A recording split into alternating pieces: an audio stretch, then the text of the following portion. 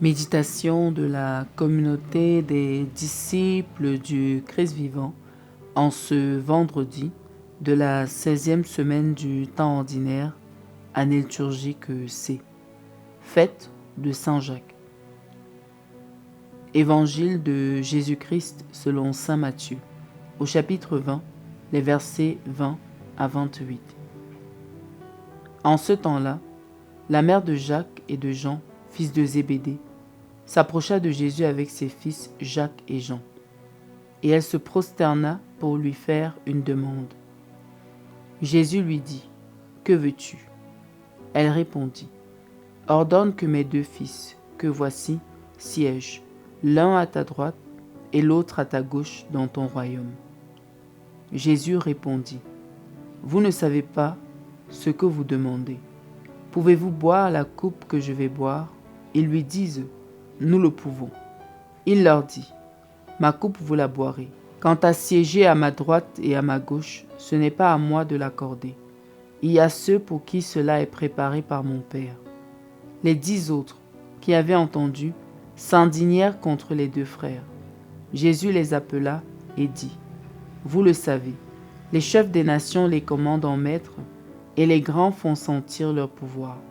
Parmi vous, il ne devra pas en être ainsi. Celui qui veut devenir grand parmi vous sera votre serviteur, et celui qui veut être parmi vous le premier sera votre esclave.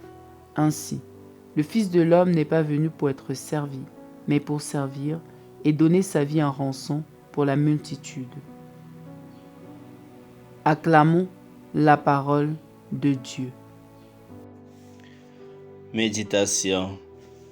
Bien-aimés dans le Seigneur, en ce jour où l'Église célèbre Saint Jacques, apôtre du Christ et témoin jusqu'au martyre, nous sommes invités à poser nos pas dans les siens, sur ce chemin du don, du service et de la fidélité. Jacques fut l'un des premiers appelés, l'un des plus proches du cœur de Jésus. Il a vu la lumière du Tabor.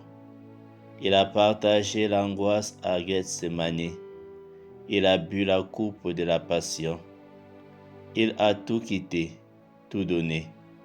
Il est allé jusqu'au bout. Son exemple nous interpelle. Et moi, jusqu'où suis-je prêt à suivre le Christ? Saint Paul nous le rappelle avec des mots d'une vérité saisissante. Nous portons un trésor, mais dans des vases fragiles. Ce trésor, c'est l'Évangile. C'est la lumière de Dieu. C'est la joie d'être aimé du Christ. Mais le vase est fragile. Nous connaissons nos fatigues, nos blessures, nos découragements. Et pourtant, c'est là précisément que Dieu agit. Ce n'est pas malgré notre faiblesse, mais à travers elle que la puissance se manifeste. Ce paradoxe est au cœur de la vie chrétienne. Plus nous acceptons notre fragilité, plus la grâce trouve un chemin pour se déployer. L'Évangile nous conduit encore plus loin. La mère de Jacques et de Jean vient à Jésus avec une demande ambitieuse, une place de choix dans son royaume. Jésus ne rejette pas leur désir de grandeur, mais il en révèle le vrai sens. Être grand, c'est servir, aimer sans retour, s'abaisser pour élever les autres, donner sa vie, non pas dans un éclat de gloire, mais dans des gestes humbles et quotidiens. La coupe qu'il nous propose, c'est celle du service silencieux, du pardon distrait, de la fidélité dans les petites choses. Aujourd'hui également, le martyr ne prend pas toujours la forme du sang. Il prend celle de la patience, de la persévérance, du refus des compromis faciles, du oui répété dans l'ombre. Osons être les martyrs de notre temps et vivons dans le service, car chaque acte de service est une pierre posée dans le royaume. Comme Saint Jacques, mettons nos pas dans ceux de Jésus, sans crainte. Même si la route est rude, elle conduit à la vie. Prions. Seigneur Jésus, je suis ce vase fragile, fissuré par mes manques et mes faiblesses. Mais je crois que tu m'habites, que ta lumière demeure en moi malgré tout. Donne-moi d'aimer sans attendre, de servir sans bruit, de marcher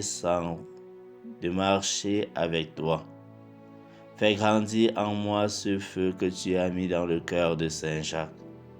Apprends-moi à boire ta coupe avec confiance, à vivre pour toi, aujourd'hui et chaque jour. Intercession. Seigneur, nous te confions tous ceux qui avancent dans la nuit de la foi, ceux qui portent leur croix sans comprendre, ceux qui sèment dans les larmes.